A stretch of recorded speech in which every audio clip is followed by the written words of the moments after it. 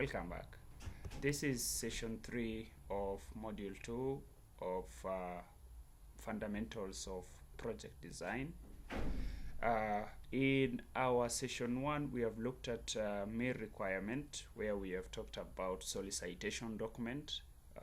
That is understanding your client and your donors requirement for the project and what they are asking for, and the type of design that is plan that you're required to create. Again, under main requirement, we have discussed asking question. When you get an opportunity, especially while sharing the process of your plan, you have an opportunity to ask questions from your donors and from your client so that you better understand the requirement of the project, and for you to be able to include in your proposal.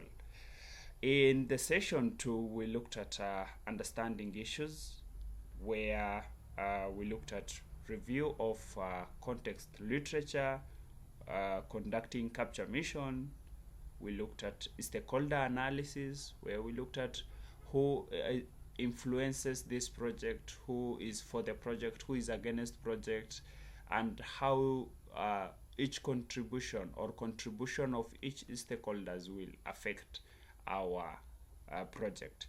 We looked further in project analysis, problem analysis, where we looked at problem 3, where we look at causes of the problem, the effect of problem in the population, and then what the problem it is, the stem, the center of the problem itself. So after having understood the requirement of the project, we want to create the plan. We have looked at understanding the issues through literature review, conduct capture mission, stakeholder analysis, problem analysis. Now it is time for our session 3, where we are going to design approach. Now we want to look at how do we plan to approach this problem, these issues that we are facing in the society. So under this approach, that is the design of approach, one, we are going to use problem analysis that we have had to come up with the solution. We are going to look at creating theory of change. What do we want to change? Conceptual framework, result framework, logic framework, analysis of assumptions and risks in our project, and also ensuring gender integration into our project, because every project is gender sensitive. Great. Now, allow us to use problem analysis to develop the solution 3 now. All right, from problem to solution. The first step in designing project is to consider the big picture approach to solve the problem. So whenever you want to come up with any project, the first thing that you're required to do is understanding solution for the big problem in your project. How do you understand the solution for this project lies in understanding the problem itself, which we did in our last session. That is the good starting point toward creating solution for the problem that we are facing. A solution 3 reverses the problem identified. Now, if we had the causes, we want to get the result of the activities that would reverse this cause, so that we're able to gain the opposite of what we are having. Reversing statements that form 3 into positive ones provide an overview of possible intervention that lead to solve the core problem. So here we are looking at how can we reverse this problem into positive one by providing overview of possible interventions. All right. Using problem analysis, while you still look at the problem analysis, the causes, the effects, the problem itself, you want to understand which causes of this problem is easiest to address, and you are also asking yourself which cause of the project is most difficult to address.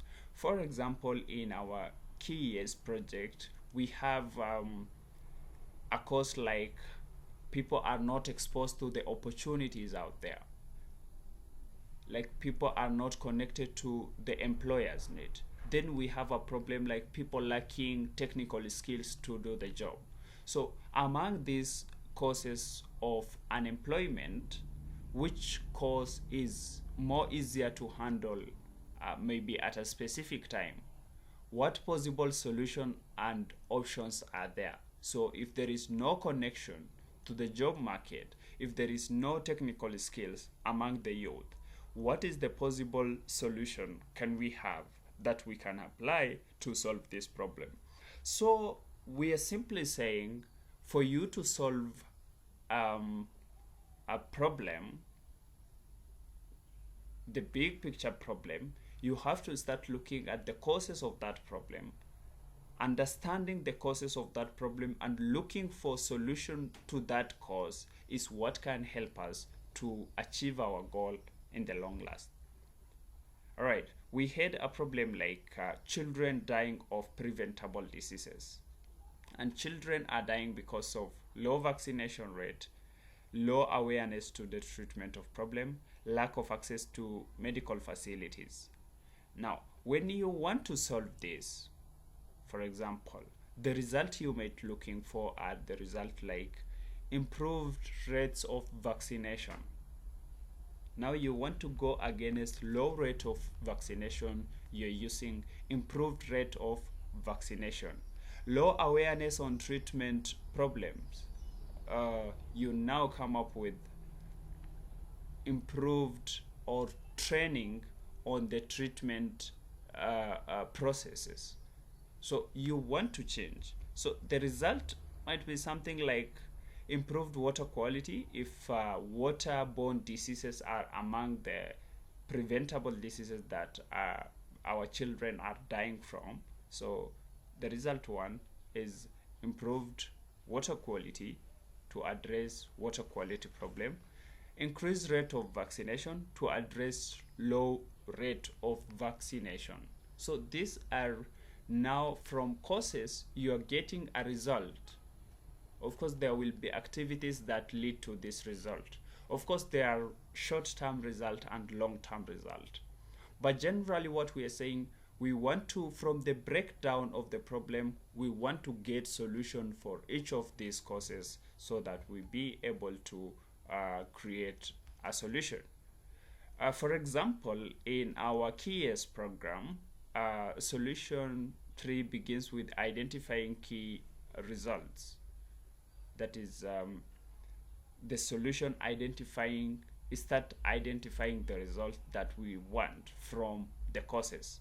For example, the key years project has a cause like youth unaware of employment opportunities. So youths are not aware of employment opportunities would become a desired solution like improved effectiveness of market and employment information and career counseling to the youth participant. Now you can see the result we are expecting. We have a problem or a cause of unemployment among the youth, which is youth unaware of employment opportunities. Now we are coming up with the result or solution statement that says improved effectiveness of market and employment information and career counseling to youth participants. That is now the possible solution, the result that we are going to work toward it using the activities. So the short note here is that solutions are next step in the process to get you from the problem to the objective. Effects from problem 3 can become outcomes, which are measured with outcome and output indicators, which we are going to look in our next module. So what we are saying here is simply that we are using the problem to develop solution, and we are saying the effect, at the top of the tree we are having effect. So now that effect will become the output of our project and outcome of our project.